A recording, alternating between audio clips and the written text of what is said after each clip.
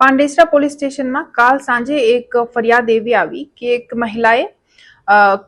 ફેક્ટરીમાં કામ કરીને 7:30 વાગે જ્યારે ઘરે પરત આવી તો તેમના 3 બાલક બાલકીઓ છે તો એ આમાંથી એક 6 વર્ષના બાળકો ઘરે રમતા હતા તો ત્યારે મળતા નથી હતા. જે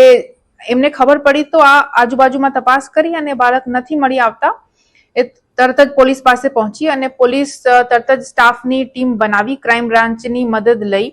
આ બાળકની શોધખોળમાં લગી ગયા અને આ બાળકને અપહરણ કરીને લઈ ગયા પુરુષ સાથે સુરત સેન્ટ્રલ રેલવે સ્ટેશન પરથી ગણતરીના કલાકોમાં આ આરોપીને બાળક સાથે પકડીને લાવ્યા પછી આરોપીને અરેસ્ટ કરી લીધા છે અને આગળની કાર્યવાહી અત્યારે ચાલુ છે. અત્યાર સુધી કારણ સ્પષ્ટ નહીં થયા બટ પાણીપુરી ખાવાની બહાનાથી એમને બહલાવી ફુસલાવીને લઈને ગયા હતા અને રેલવે સ્ટેશન ઉપર એમને ગાંવ લઈ જવા માંગતા હતા એવી જાણકારી સામે આવી છે.